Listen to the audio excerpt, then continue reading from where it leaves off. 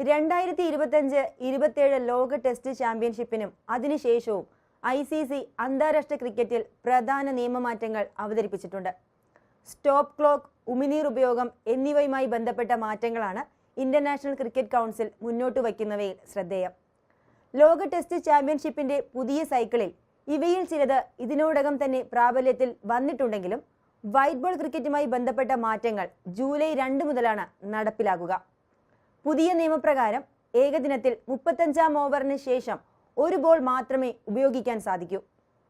കളിയുടെ ഒഴുക്കും സുതാര്യതയും മെച്ചപ്പെടുത്തുന്നതിന് വേണ്ടി എന്തൊക്കെ മാറ്റങ്ങളാണ് ICC മുന്നോട്ട് വയ്ക്കുന്നതെന്ന് നമുക്ക് നോക്കാം.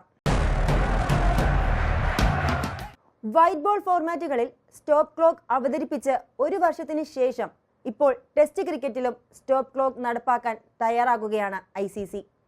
കുറഞ്ഞ ഓവർ നിരക്ക് എന്നത് ടെസ്റ്റ് ക്രിക്കറ്റിനെ സംബന്ധിച്ചിടത്തോളം വളരെ കാലമായി നിലനിൽക്കുന്ന ഒരു പ്രശ്നമാണ്. സ്റ്റോപ്പ് ക്ലോക്ക് സംവിധാനം അനുസരിച്ച് ഒരു ഓവർ അവസാനിച്ച് 1 മിനിറ്റിനുള്ളിൽ ഫീൽഡിംഗ് ടീം അടുത്ത ഓവർ ആരംഭിക്കാൻ തയ്യാറായിരിക്കണം. ഇതിന് സാധിച്ചില്ല എങ്കിൽ അമ്പയർമാർ 2 തവണ മുന്നറിയിപ്പ് നൽകും.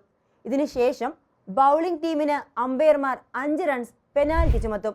ഓരോ 80 ഓവറിന് ശേഷവും ഈ മുന്നറിയിപ്പുകൾ പുതുക്കുന്നതായിരിക്കും. കൂടാതെ ക്ലോക്ക് 0 മുതൽ 60 വരെ മുന്നോട്ടാണ് സമയം രേഖപ്പെടുത്തുക. 2025-27 ലോക ടെസ്റ്റ് ചാമ്പ്യൻഷിപ്പ് സൈക്കിളിന്റെ തുടക്കം മുതൽ ഈ നിയമം നിലവിൽ വന്നിട്ടുണ്ട്. കളിക്കാർ മനഃപൂർവ്വം ഉമിനീർ ഉപയോഗിച്ചാൽ പന്ത് മാറ്റണമെന്നത് ഇനി നിർബന്ധമില്ല. ഉമിനീർ ഉപയോഗം ഇപ്പോഴും നിരോധിച്ചിരിക്കുകയാണ്. എന്നാലും പന്തിൽ ഉമിനീർ കണ്ടെത്തിയാൽ ഉടൻ തന്നെ അമ്പയർമാർ അത് മാറ്റണമെന്ന് നിർബന്ധമില്ലെന്ന് ICC വ്യക്തമാക്കി. പന്ത് മാറ്റാനായി ടീമുകൾ മനഃപൂർവ്വം അതിൽ ഉമിനീർ പുരട്ടുന്നത് ഒഴിവാക്കാനാണ് ഇത്തരത്തിലൊരു തീരുമാനമെടുത്തിരിക്കുന്നത്.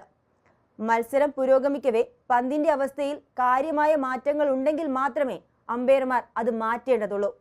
ഇക്കാര്യം പൂർണ്ണമായും അമ്പയർമാരുടെ വിവേചന അധികാരത്തിന് ഉള്ളിൽ വരും. ഉമിനീർ പുരട്ടിയിട്ടും പന്തിൽ മാറ്റമൊന്നും വന്നില്ല എങ്കിൽ ഇതേ പന്ത് തന്നെ ഉപയോഗിക്കുന്നത് തുടരാം. എന്നാൽ ബാറ്റിംഗ് ടീമിന് 5 റൺസ് ഇക്കാരണം കൊണ്ട് ലഭിക്കുകയും ചെയ്യും. ഒരു ബാറ്റർ കീപ്പർ ക്യാച്ചിലൂടെ പുറത്തായെന്ന് സങ്കല്പിക്കുക. ഔട്ട് വിധിച്ച അമ്പയറുടെ തീരുമാനത്തെ ബാറ്റർ റിവ്യൂയിലൂടെ ചോദ്യം ചെയ്യുന്നു. റിവ്യൂ പരിശോധിച്ചപ്പോൾ പന്ത് ബാറ്റിന് പകരം ബാറ്ററുടെ പാഡിലാണ് ഉരസിയതെന്ന് കണ്ടെത്തുന്നു. ഇതോടെ ബാറ്റർ നോട്ട് ഔട്ട് ആണെന്ന തരത്തിലേക്ക് അമ്പയർ തന്റെ തീരുമാനം മാറ്റുന്നു. എന്നാൽ ഇനി പുതിയ മാറ്റങ്ങൾ പ്രകാരം പന്ത് പാഡിൽ തട്ടിയതിനാൽ LBWനുള്ള സാധ്യത കൂടി പരിശോധിക്കും. ബോൾ ട്രാക്കിംഗ് പരിശോധിച്ച ശേഷം തേർഡ് അമ്പയർ അന്തിമ തീരുമാനത്തിലേക്ക് എത്തും. ബോൾ ട്രാക്കിംഗ് പരിശോധനയിൽ അമ്പയേഴ്സ് കോൾ ആണെങ്കിൽ നേരത്തെ അമ്പയർ ഔട്ട് നൽകിയത് പരിഗണിച്ച് ബാറ്റർ ഔട്ടായതായി കണക്കാക്കും. ഒരു നോബോളിൽ ക്യാച്ചിലൂടെ ബാറ്റർ പുറത്താകുകയാണെങ്കിൽ സാധാരണ നിലയിൽ ക്യാച്ചിന്റെ ആധികാരികത പരിശോധിക്കാറില്ല. എന്നാൽ പുതിയ നിയമം അനുസരിച്ച് ക്യാച്ച് കൃത്യമായി പൂർത്തിയാക്കിയോ എന്ന് പരിശോധിക്കും. ക്യാച്ചിൽ പ്രശ്നങ്ങളില്ലെങ്കിൽ ബാറ്റിംഗ് ടീമിന് നോബോളിന്റെ 1 റൺ മാത്രമേ ലഭിക്കൂ. ക്യാച്ചിൽ പ്രശ്നങ്ങൾ കണ്ടെത്തിയാൽ ബാറ്റർമാർ പൂർത്തിയാക്കിയ റണ്ണും ഇനി മുതൽ ലഭിക്കും. ഇതുവരെ ബാറ്റർമാരിൽ ഒരാൾ മനഃപൂർവ്വം ഷോർട്ട് റൺ എടുക്കുന്നത് പിടിക്കപ്പെട്ടാൽ ബാറ്റിംഗ് ടീമിന് 5 റൺസ് പെനാൽറ്റി ലഭിക്കുമായിരുന്നു. എന്നാൽ പുതുക്കിയ നിയമപ്രകാരം ഒരു ബാറ്റർ റണ്ണിനായി ഓടുകയും എന്നാൽ ക്രീസിൽ കൃത്യമായി കുത്താതിരിക്കുകയും ചെയ്താൽ അടുത്ത പന്ത് ഇവരിൽ ഏത് ബാറ്റർ നേരിടണമെന്ന കാര്യം തീരുമാനിക്കാൻ അമ്പയർമാർ ഫീൽഡിംഗ് ടീമിനോട് ആവശ്യപ്പെടും.